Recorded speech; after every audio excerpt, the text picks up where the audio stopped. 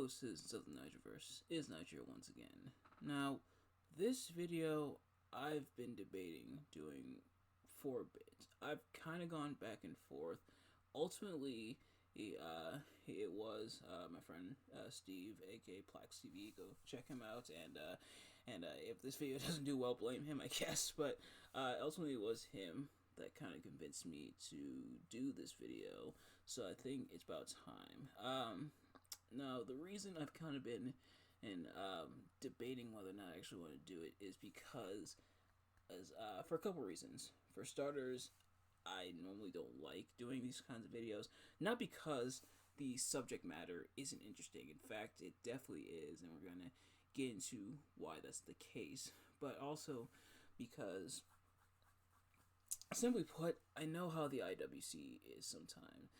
It's like, hey, when it comes to the internet wrestling community, and really, they're far from the only ones. You'll run into this in a lot of fandoms online. That's just the internet as a whole, at large. Like for as good as much of a net positive, I would say the internet is. It definitely has a lot of drawbacks, unfortunately, and I know that's that's no matter what I say, there may be some people who may take offense to it, may be upset with what I say, and admittedly, that's fine, because of course we all have our own opinions, we all have our own thoughts and beliefs, and that's what makes us all interesting and unique as individuals, is that we're not always going to agree on everything. And really, he even as a YouTuber, you may not, or as a viewer, or I should say, you're probably not going to agree with everything I say. And you know what? That's fine. That is totally fine. No problem with that. At 100% fine with me. In fact, I definitely want to hear your thoughts about this in the comments below. And another reason I kind of go back and forth is because I feel like I've done too many videos talking about like AEW doom and gloom, and the thing is, I think I've only done like 2 or 3 previously, but I feel like even that's too many. But it definitely feels like that sometimes. Like, it feels like being an AEW fan is kind of tricky sometimes. Like it feels like 2 steps forward, 3 steps back in a lot of ways. It's now how it does feel like that with WWE as well sometimes as well.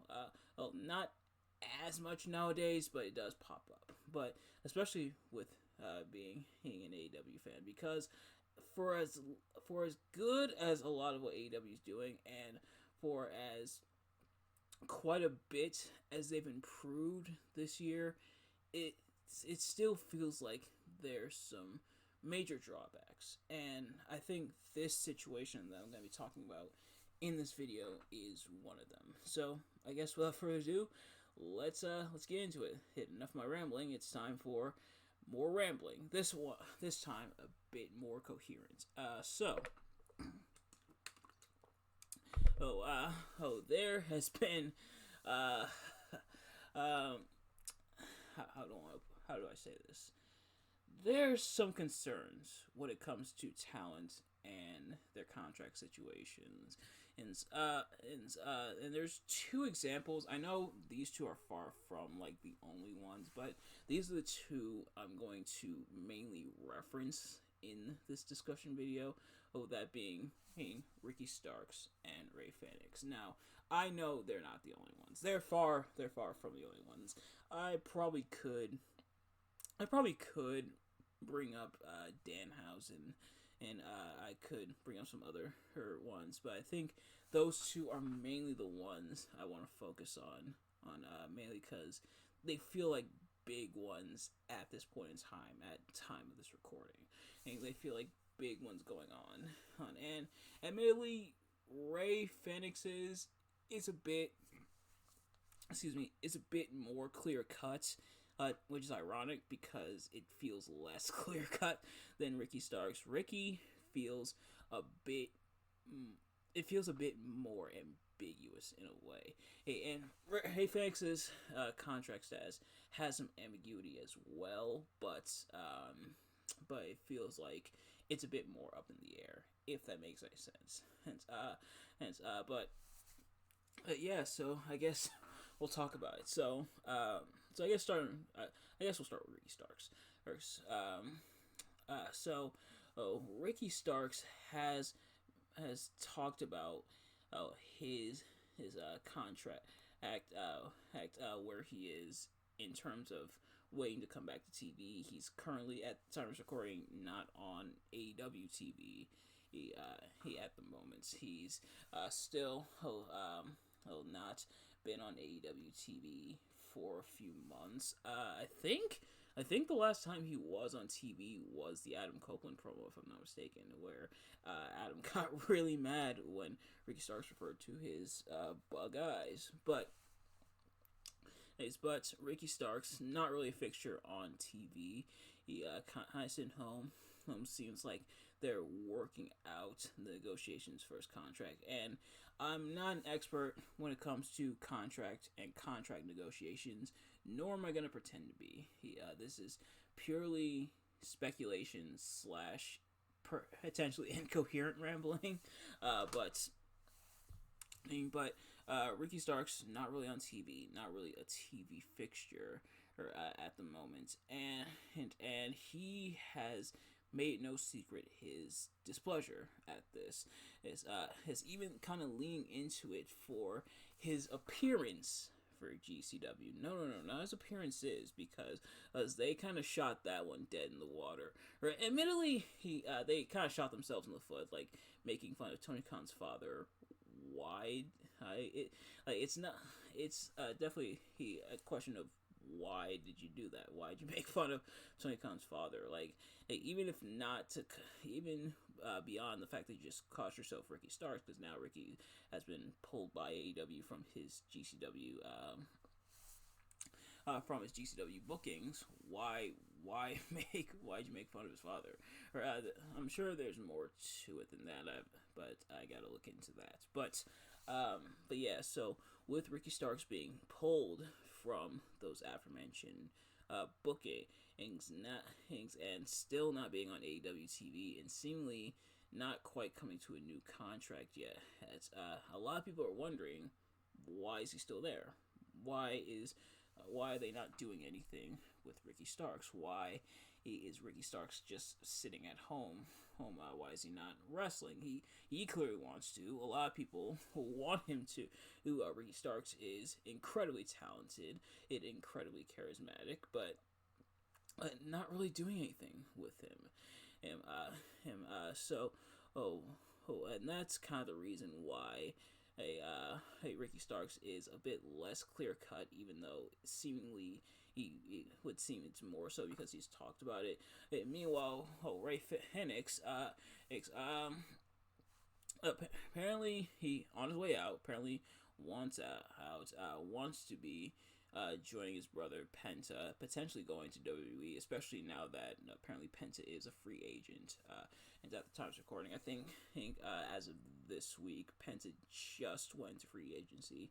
So Penta not part of AEW anymore.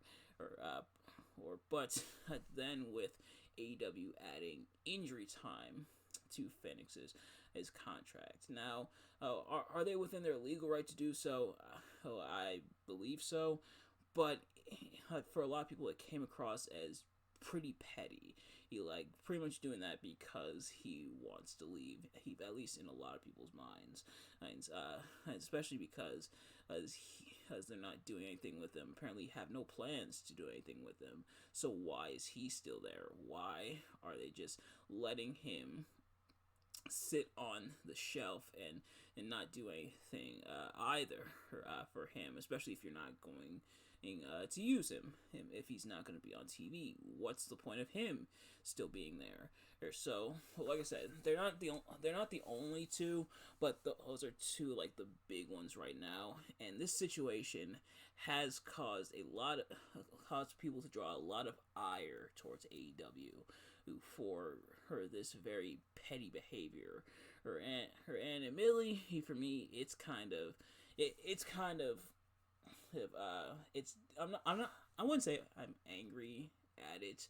It like Ray Fenix and Ricky Starks being on my TV screen would be cool, would be nice, but at the same time, I'm not them. I'm not them. I don't work for AEW, so my life essentially goes on. But it's disappointing to see, especially because this is something that WWE got criticized for quite a bit, and rightfully so, because WWE had did this before, like adding injury time and kind of finding loopholes to not let people their contracts.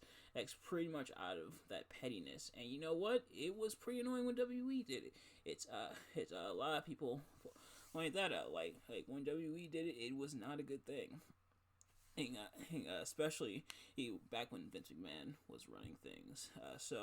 When AEW, who has built quite a bit of their identity at being very anti WWE, very much, oh, we're not going to do what those guys are doing, just for them to kind of turn around and do exactly what those guys are doing. It's disappointing. It's confusing. It's head scratching because why?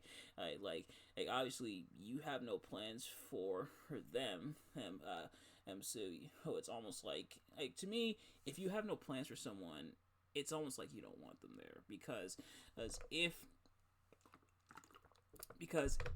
you have them on your roster, unless they're injured or unless there's a reason they can't be on TV, whether it be something going on with them, their contract, injury, what have you.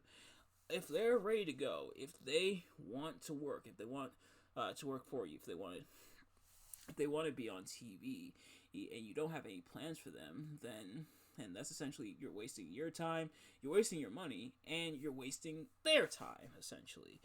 So it's like, what's the point? And again, the nuances are out of my field of expertise. I'm not an expert. I'm not gonna pretend to be, but it's very weird. It's very weird to see